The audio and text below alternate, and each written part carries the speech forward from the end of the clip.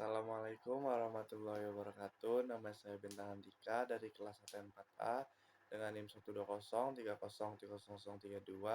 Saya ingin mereview tugas pertemuan 7 sampai 15 untuk memenuhi tugas ulangan akhir semester. Pada pertemuan pertama ini membahas tentang perubahan konstitusi. Secara konseptual, konstitusi yang baik selalu menentukan sendiri prosedur perubahan atas dirinya sendiri. Perubahan yang dilakukan di luar prosedur yang ditentukan bukanlah perubahan yang dapat dibenarkan secara hukum atau versafung adderung.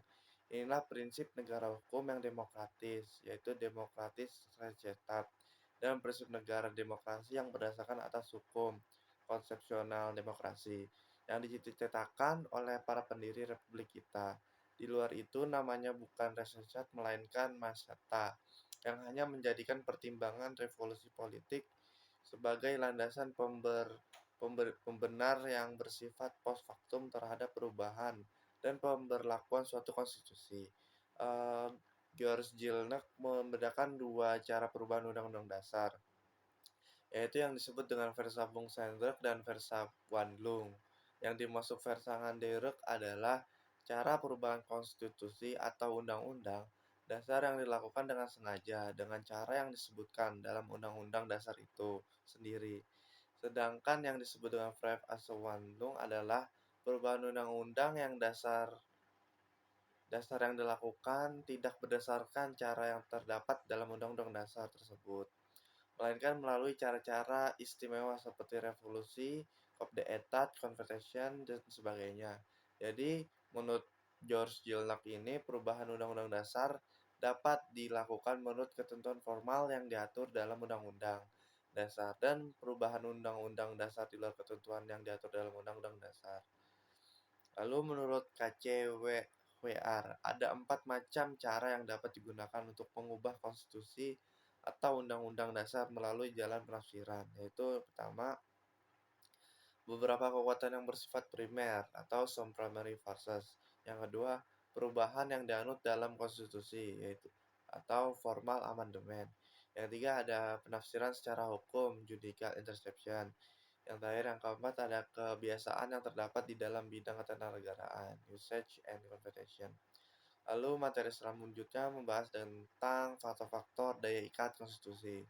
Pendekatan dari aspek hukum menurut KCWR, kalau berangkat dari aliran positivisme hukum, maka konstitusi itu mengikat sebab ditetapkan oleh badan yang berwenang dan membentuk hukum. Membentuk hukum dan konstitusi itu dibuat untuk dan atas nama rakyat, yang di dalamnya syarat dan ketentuan sanksi yang diatur lebih lanjut dalam undang-undang organik. Pendekatan dari aspek politik, dengan adanya pendekatan politis, maka hukum adalah produk politik yang telah menjadikan badan konstituante, lembaga yang ditunjuk sebagai badan perumus dan pembuat konstitusi suatu negara. Kemudian peran tersebut dilanjutkan oleh lembaga legislatif sebagai pembuat undang-undang.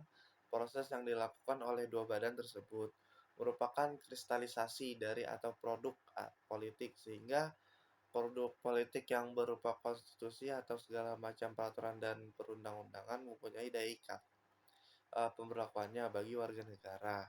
Pendekatan dari aspek moral menurut KGWR, konstitusi mengklaim diri mempunyai otoritas dengan dasar moral.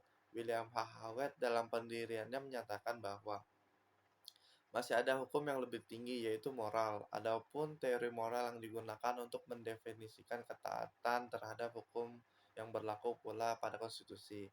Lalu materi selanjutnya membahas tentang konstitualisme dan negara. Konstitualisme masih menjadi satu paham yang paling efektif untuk mengelola kekuasaan pada masa modern saat ini. Dalam paham konstitualisme, konstitusi merupakan perwujudan dari hukum tertinggi yang harus dipenuhi oleh semua komponen negara. Fungsi konstitusi dibagi negara ada 4. Fungsi penentu dan pembahas kekuasaan warga negara. Lalu yang kedua, fungsi pengatur hubungan kekuasaan antar warga negara. Yang ketiga, fungsi pengatur hubungan kekuasaan antar negara warga negara dengan warga negara. Materi selanjutnya membahas tentang konstitusi Madinah dan ketatanegaraan modern. Menurut Ahmad Sukaja, kata sifahat semakna dengan charter dan piagam. Charter dan piagam lebih menunjuk kepada suatu resmi yang berisi pernyataan tentang sesuatu hal. Bentuk dan muatan sifaat itu tidak menyimpang dari pengertian ketiga istilah tersebut. Dilihat dari pengertian teliti, sifaat itu adalah dokumen perjanjian antara beberapa golongan muhajirin, Ansyar, Yahudi, dan sekutunya bersama Nabi Muhammad.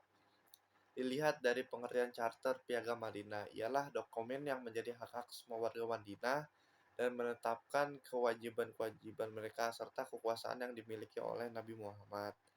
Muatan yang ada di Piagam Madinah. Pertama, kesepakatan karena tingginya tingkat heterogenitas di antara masyarakat Madinah pada saat itu, maka tercapailah sebuah kesepakatan yang mengatur antara hak dan kewajiban masing-masing.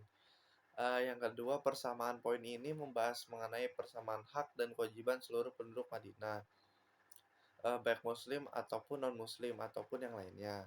Keadilan poin ini membahas mengenai hak memperoleh perlakuan adil bagi seluruh masyarakat dari negara dan pemerintah. Lalu materi selanjutnya membahas tentang konstitusi di Indonesia. Pada suatu negara di dunia ini pasti mempunyai konstitusi, karena konstitusi merupakan salah satu syarat penting untuk mendirikan dan membangun suatu negara yang merdeka. Oleh karenanya, begitu pentingnya konstitusi itu dalam suatu negara.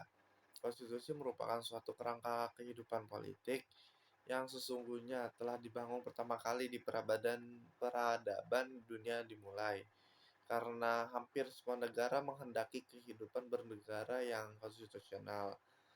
Beberapa perubahan konstitusi yang ada di Indonesia. Yang pertama, periode 18 Agustus 1945 sampai dengan 27 Desember 1949. Masa berlakunya Undang-Undang Dasar 1945 pada masa periode pertama kali terbentuknya negara Republik Indonesia. Yang kedua, periode 27 Desember 1949 sampai dengan 17 Agustus 1940, masa berlakunya Undang-Undang Dasar Republik Indonesia Serikat. Yang ketiga, periode 17 Agustus tahun 1950 sampai dengan 5 Juli 1959, masa berlaku Undang-Undang Dasar Sementara tahun 1950 atau UUDS. Pada 5 Juli 19 sampai 19 Oktober 1999, masa berlaku Undang-Undang Dasar 1945. Periode 19 Oktober 1999 sampai dengan Agustus 2002, masa berlakunya perubahan Undang-Undang Dasar 1945. Periode 10 Agustus 2002 sampai dengan sekarang, masa berlaku Undang-Undang Dasar 1945 setelah mengalami perubahan. Lalu materi selanjutnya membahas tentang amandemen UUD 1945. Amandemen terhadap Undang-Undang Dasar Negara Republik Indonesia tahun 1945, Undang-Undang Dasar 1945 telah dilakukan sebanyak 4 kali. Yang pertama tahun 1999 sampai 2002 yang mengakibatkan perubahan desain ketatanegaraan Indonesia. Salah satu perubahan desain ketatanegaraan yang terjadi adalah perubahan fungsi dari lembaga negara. Sebelum amandemen UUD 1945, Presiden memiliki peran strategis dalam proses pembentukan undang-undang. Presiden diberi kekuasaan untuk memberi undang-undang, Dewan Perwakilan Rakyat Republik Indonesia sebagai organ kekuasaan legislatif hanya memberikan persetujuan rancangan undang-undang yang diajukan oleh Presiden. Sehingga kekuasaan legislatif sebelum amandemen UUD 1945 dipegang dan didominasi oleh Presiden. Pasca amandemen UUD 1945 terjadi pergeseran kekuasaan legislatif dalam menjalankan fungsinya, yakni membentuk Undang-Undang Peran DPR RI sebagai organ kekuasaan legislatif pasca amandemen. Lebih diperkuat lagi, DPR RI yang dulu hanya diberikan kewenangan untuk memberikan persetujuan atas rancangan undang-undang yang dilakukan Presiden, ini mulai diberikan kekuasaan untuk membentuk undang-undang. Lalu pertemuan yang terakhir membahas tentang HAM, hak asasi manusia.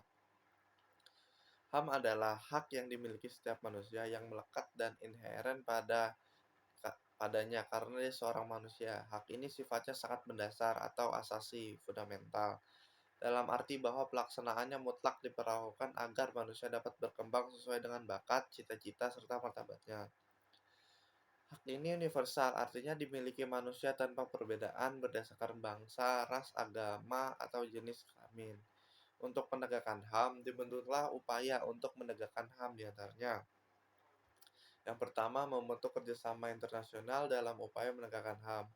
Indonesia telah menyampaikan kecaman terhadap invasi Israel terhadap Palestina yang telah menewaskan banyak sekali warga sipil. Yang kedua, membentuk lembaga terkait penegakan HAM, contoh Komnas HAM. Yang ketiga, membentuk undang-undang terkait penegakan HAM. Contohnya Undang-Undang Nomor 39 Tahun 1999 mengenai hak asasi manusia. Undang-Undang Nomor 26 Tahun 2000 mengenai pengadilan HAM. Yang keempat, membentuk pengadilan HAM. Pengadilan HAM berfungsi untuk memutuskan perkara terkait pelanggaran HAM yang bersifat berat. Mungkin itu saja dari saya. Mohon maaf bila ada salah kata dan juga terima kasih Pak atas pelajaran yang Bapak berikan. Sekian dari saya. Wassalamualaikum warahmatullahi wabarakatuh.